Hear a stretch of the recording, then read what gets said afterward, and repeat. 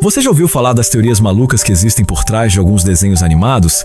Tipo aquela dos Padrinhos Mágicos, ou até mesmo a ideia de que Caverna do Dragão se passa, na verdade, no purgatório? Pois é, no vídeo de hoje a gente vai apresentar várias dessas teorias insanas envolvendo clássicos da animação como Pinky e o Cérebro, Hora de Aventura e muitos outros. Então, se você é fã de desenhos e também curte mergulhar em conspirações, já deixa o seu like aqui embaixo. E se ainda não está inscrito, aproveita e se inscreve agora, beleza? Deixou o like? Se inscreveu? Então, bora começar. Solta a vinheta.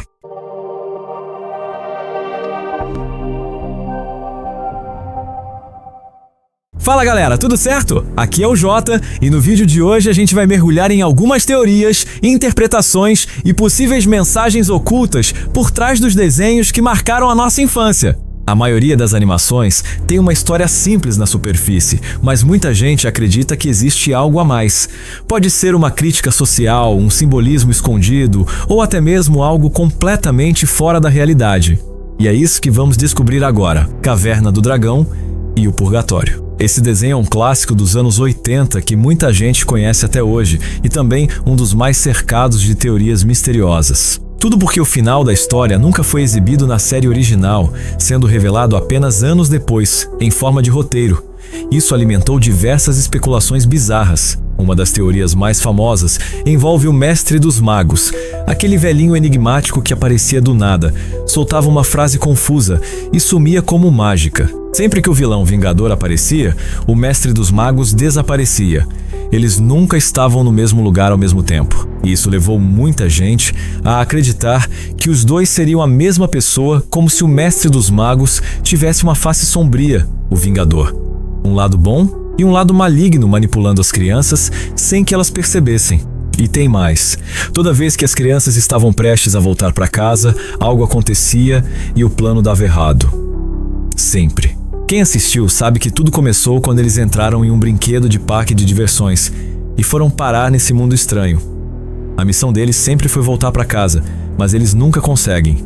E é aí que entra a teoria mais pesada, a de que eles, na verdade, morreram naquele parque. Que o mundo da Caverna do Dragão seria o purgatório, um tipo de limbo entre a vida e a morte, onde estão presos sem conseguir seguir adiante. Essa teoria ganhou força justamente porque o final da série foi mantido em segredo por muitos anos. Mas quando o verdadeiro desfecho veio à tona, revelou-se que o Vingador era na verdade o filho do Mestre dos Magos que havia sido corrompido pelo mal. Bem mais leve do que a ideia de que estavam mortos, né? Mesmo assim, muita gente ainda acredita na versão mais sombria. Mas lembrando sempre, é só teoria. Ou será que não? Os Padrinhos Mágicos seriam antidepressivos? Você com certeza já viu esse desenho. Os Padrinhos Mágicos, um clássico mais recente que marcou muita gente. O Timmy Turner é um garoto comum, com vários problemas em casa e na escola. Mas tudo muda quando ele recebe dois peixinhos mágicos, Cosmo e Wanda, que na verdade são seus padrinhos mágicos.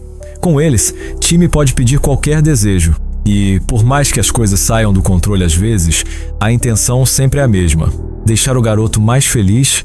Mas e se eu te dissesse que Cosmo e Wanda não são padrinhos coisa nenhuma? Existe uma teoria sinistra que diz que, na verdade, eles seriam antidepressivos. Isso mesmo. Segundo essa teoria, Timmy é uma criança triste, solitária, ignorada pelos pais e atormentada pela babá.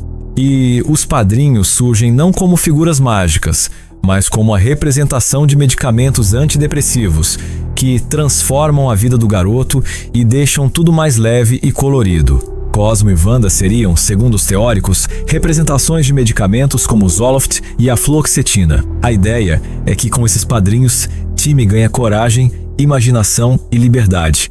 Ele se sente melhor com ele mesmo. Faz sentido, né? Mas claro, é só uma teoria. Ou será que os criadores quiseram mesmo fazer uma crítica disfarçada ao uso de remédios para tratar questões emocionais em crianças? Bom, sendo verdade ou não, a gente ainda prefere acreditar que Cosmo e Wanda são apenas mágicos e que a magia ainda existe. Os Rugrats nunca existiram. Se você cresceu nos anos 90 ou 2000, com certeza já viu Os Anjinhos, aquele desenho divertido sobre bebês que vivem grandes aventuras enquanto os adultos não estão olhando. Mas, e se eu te disser que nada daquilo era real? Existe uma teoria bizarra dizendo que os bebês da série, na verdade, nunca existiram, que tudo que vemos seria fruto da imaginação da Angélica, a única criança mais velha do grupo. Segundo essa teoria, Angélica sofria com negligência dos pais, vivia sozinha e, para lidar com o abandono, criou em sua mente os Rugrats, bebês imaginários com quem pudesse interagir. Cada bebê teria uma história sombria por trás. Por exemplo, o Chucky. A teoria diz que ele e sua mãe morreram num acidente e que o pai dele, por causa disso, vive em constante sofrimento. Isso explicaria porque ele está sempre nervoso ou emocionalmente abalado. E o bebê Tommy? A teoria afirma que ele nunca nasceu, que a mãe dele teria perdido o bebê ainda na gestação. O pai do Tommy, que aparece sempre trancado no porão, estaria tentando lidar com a dor construindo brinquedos para um filho que nunca teve. Já os gêmeos Phil e Lil teriam sido abortados. Como Angélica não sabia se era menino ou menina, ela imaginou os dois. O mais louco dessa teoria é que ela transforma um desenho fofo e inocente em um drama psicológico profundo com Angélica, criando todo aquele universo sozinha, apenas para ter com quem brincar. Pesado, né? Mas no fim das contas, galera, tudo não passa de uma teoria maluca. Ou será que não? Os Simpsons, uma das animações mais icônicas e queridas de todos os tempos. Mas você já ouviu falar da teoria que diz que o Homer está em coma? Pois é, parece coisa de internet, mas a explicação até que faz sentido. A série está no ar há décadas e, se você reparar, os personagens nunca envelhecem.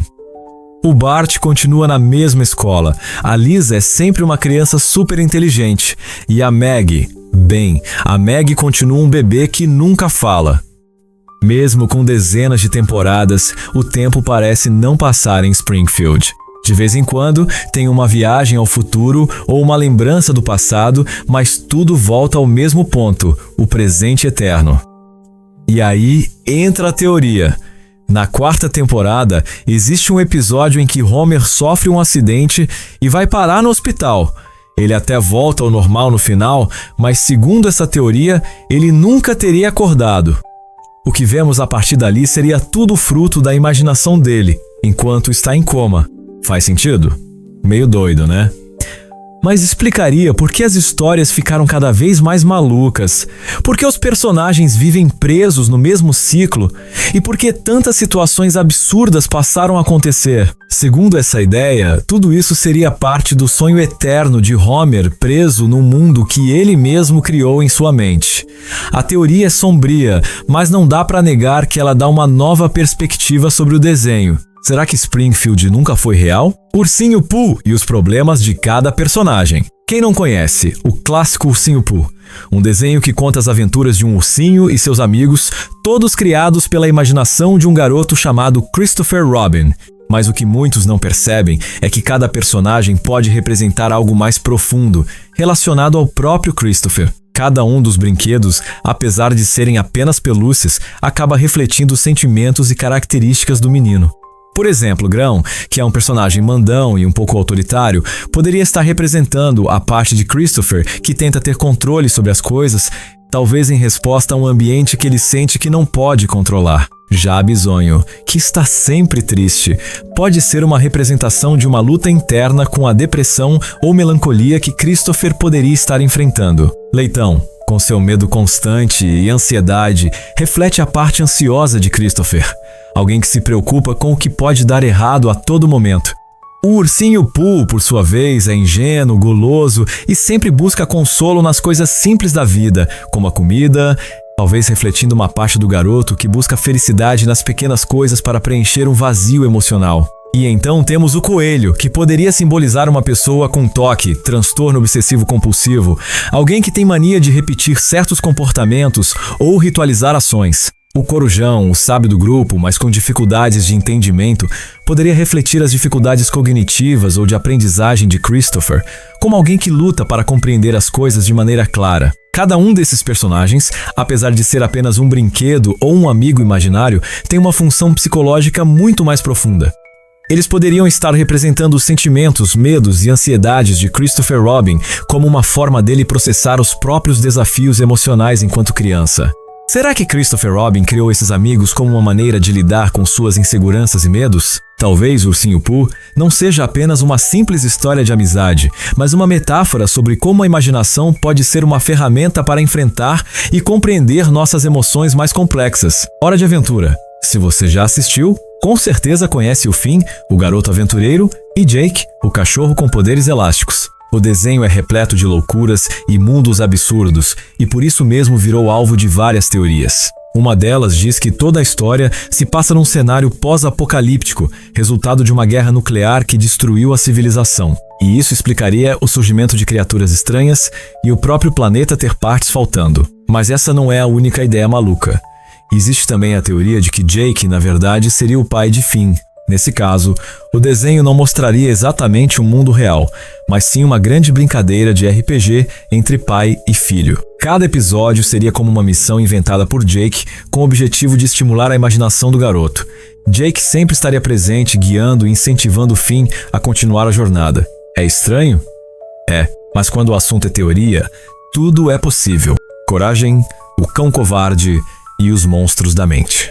Se você já assistiu Coragem, o Cão Covarde com certeza teve pesadelos com algum episódio. Aquele cachorro rosa que mora com seus donos num rancho no meio do nada, cercado por criaturas bizarras, alienígenas e até demônios. Mas segundo uma teoria muito sinistra, nada daquilo seria real. Acredite se quiser, mas tudo pode estar acontecendo só na cabeça do próprio Coragem. Isso mesmo. A teoria diz que o cachorro seria tão medroso que ele cria tudo aquilo com a própria imaginação. Os monstros, os perigos, os ataques seriam apenas interpretações distorcidas da realidade. E sabe por que isso faz sentido? Porque os donos dele, Muriel e Eustácio, nunca reagem. O velho vive bravo com o cachorro e a mulher, coitada, nem percebe nada. Enquanto o Coragem tá lá, desesperado, salvando ela de um monstro com faca, ela tá só tomando banho tranquila, como se nada tivesse acontecendo. Segundo essa teoria, o rancho deles não está no meio do nada. A casa seria normal, com vizinhos e tudo mais. Mas o Coragem, traumatizado e inseguro, enxerga tudo como se estivesse isolado, sozinho e cercado por monstros. Mas tem outra teoria também, ainda mais doida. A de que tudo é real, sim. E que a casa deles estaria construída perto da Área 51. Isso explicaria os eventos bizarros, aparições de ETs e criaturas sobrenaturais. Afinal, quem moraria ali sem saber o que está por trás? Sinistro, né? Mas, no fim das contas, teoria é só teoria. Ou será que é mais que isso? Os Flintstones e os Jetsons, em um único universo, dois desenhos bem distintos, mas que curiosamente têm uma teoria que os conecta. De um lado temos os Flintstones, a clássica família pré-histórica. Do outro, os Jetsons, a família do futuro, com carros voadores e tecnologias avançadas. Mas e se eu te dissesse que essas duas famílias não estão apenas em períodos diferentes, mas no mesmo mundo? E mais, esse mundo está dividido por uma desigualdade imensa. A teoria diz que os Jetsons vivem na parte mais rica da cidade. Um local futurista, onde tudo é alto e brilhante, prédios gigantes, carros voadores e a tecnologia dominando tudo. Tudo simboliza a riqueza, o luxo. Por outro lado, os Flintstones vivem no chão, na caverna, lutando todos os dias para sobreviver. Eles não têm carros modernos, os veículos são movidos à mão, com os pés, e a tecnologia por lá é bem rudimentar. Até os animais ajudam a apertar os botões de um antigo telefone.